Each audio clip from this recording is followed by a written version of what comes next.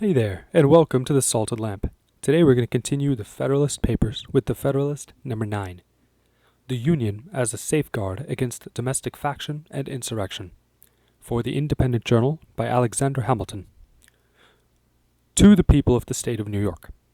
A firm union will be of the utmost moment to the peace and liberty of the States, as a barrier against domestic faction and insurrection. It is impossible to read the history of the petty republics of Greece and Italy without feeling sensations of horror and disgust at the distractions with which they were continually agitated, and at the rapid succession of revolutions by which they were kept in a state of perpetual vibration between the extremes of tyranny and anarchy. If they exhibit occasional calms, these only serve as short-lived contrast to the furious storms that are to succeed. If now and then intervals of felicity open to view, we behold them with a mixture of regret, arising from the reflection that the pleasing scenes before us are soon to be overwhelmed by the tempestuous waves of sedition and party rage.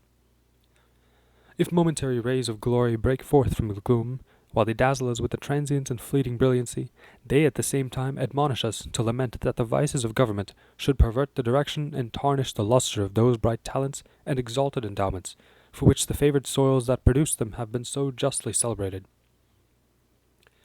From the disorders that disfigure the annals of those republics, the advocates of despotism have drawn arguments, not only against the forms of republican government, but against the very principles of civil liberty. They have decried all free government as inconsistent with the order of society, and have indulged themselves in malicious exultation over its friends and partisans. Happily for mankind, stupendous fabrics reared on the basis of liberty, which have flourished for ages, have in a few glorious instances refuted their gloomy sophisms.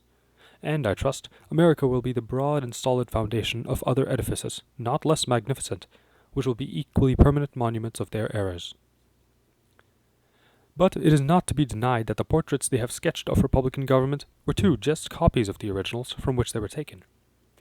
If it had been found impracticable to have devised models of a more perfect structure, the enlightened friends to liberty would have been obliged to abandon the cause of that species of government as indefensible. The science of politics, however, like most other sciences, has received great improvement. The efficacy of various principles is now well understood, which were either not known at all, or imperfectly known to the ancients. The regular distribution of power into distinct departments, the introduction of legislative balances and checks, the institution of courts, composed of judges holding their offices during good behavior, the representation of the people in the legislature by deputies of their own election, these are wholly new discoveries, or have made their principal progress towards perfection in modern times. They are means, and powerful means, by which the excellences of republican government may be retained, and its imperfections lessened or avoided.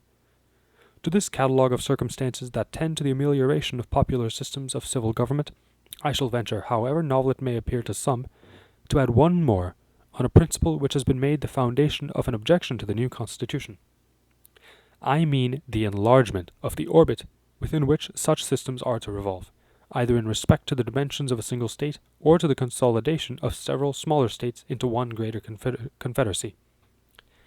The latter is that which immediately concerns the object under consideration.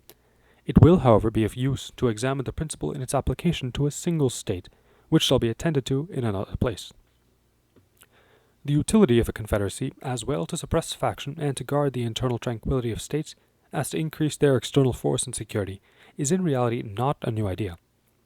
It has been practiced upon in different countries and ages, and has received the sanction of the most approved writers on the subject of politics. The opponents of the plan proposed have, with great assiduity, cited and circulated the observations of Montesquieu on the necessity of a contracted territory for a republican government, but they seem not to have been apprised of the sentiments of that great man expressed in another part of his work, nor to have adverted to the consequences of the principle to which they subscribe with such ready acquiescence.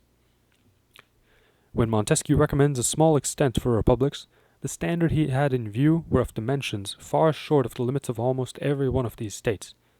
Neither Virginia, Massachusetts, Pennsylvania, New York, North Carolina, nor Georgia can by any means be compared with the models from which he reasoned, and to which the terms of his description apply. If we therefore take his ideas on this point as the criterion of truth, we shall be driven to the alternative, either of taking refuge at once in the arms of monarchy, or of splitting ourselves into an infinity of little, jealous, clashing, tumultuous commonwealths, the wretched nurseries of unceasing discord and the miserable objects of universal pity or contempt. Some of the writers who have come forward on the other side of the question seem to have been aware of the dilemma, and have even been bold enough to hint at the division of the larger states as a desirable thing. Such an infatuated policy, such a desperate expedient, might, by the multiplication of petty offices, answer the views of men who possess not qualifications to extend their influence beyond the narrow circles of personal intrigue, but it could never promote the greatness or happiness of the people of America.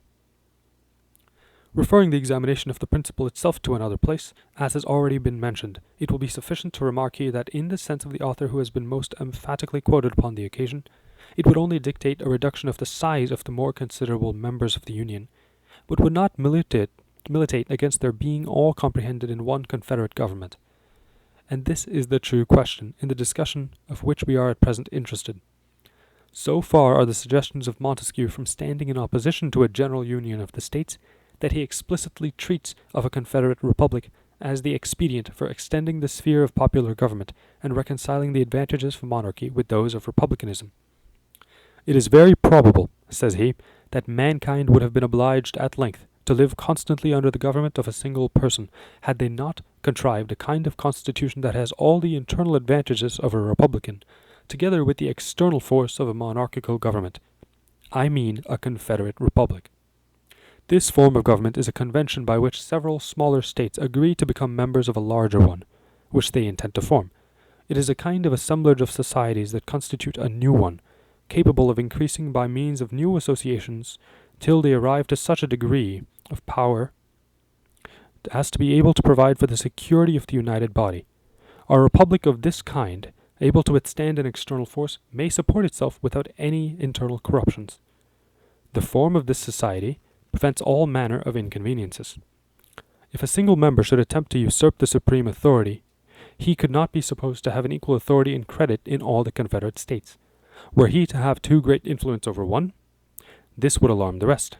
Were he to subdue a part, that which would still remain free might oppose him with forces independent of those which he had usurped and overpower him, before he could be settled in his usurpation. Should a popular insurrection happen in one of the Confederate states, the others are able to quell it. Should abuses creep into one part, they are reformed by those that remain sound. The state may be destroyed on one side, and not on the other. The Confederacy may be dissolved, and the Confederates preserve their sovereignty. As this government is composed of small republics, it enjoys the internal happiness of each.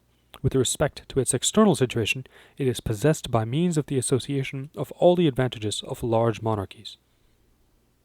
I have thought it proper to quote at length these interesting passages because they contain a luminous abridgment of the principal arguments in favor of the Union, and must effectually remove the false impressions which the misapplication of other parts of the work was calculated to make. They have at the same time an intimate connection with the more immediate design of this paper, which is to illustrate the tendency of the Union to repress domestic faction and insurrection. A distinction, more subtle than accurate, has been raised between a confederacy and a consolidation of the states. The essential characteristic of the first is said to be the restriction of its authority to the members in their collective capacities without reaching to the individuals for whom they are composed. It is contended that the National Council ought to have no concern with any object of internal administration.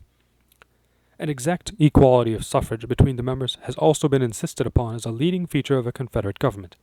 These positions are, in the main, arbitrary. They are supported neither by principle nor precedent.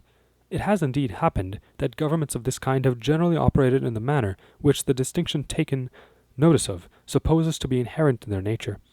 But there have been in most of them extensive exceptions to the practice, which serve to prove, as far as example will go, that there is no absolute rule on the subject.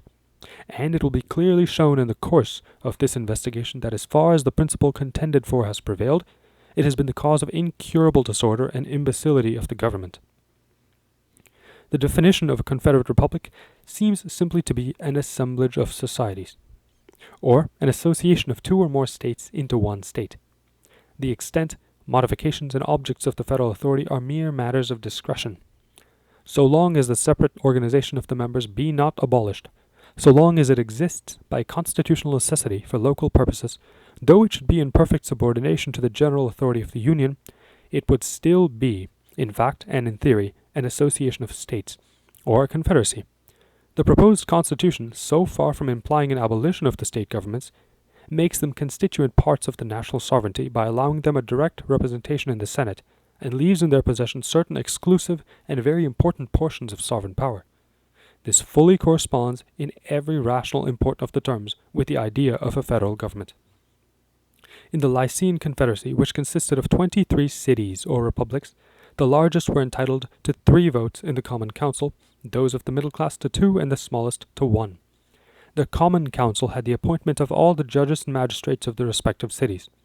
This was certainly the most delicate species of interference in their internal administration, for if there be anything that seems exclusively appropriated to the local jurisdictions, it is the appointment of their own officers. Yet Montesquieu, speaking of this association, says, "Were I to give a model of an excellent confederate republic, it would be that of Lycia."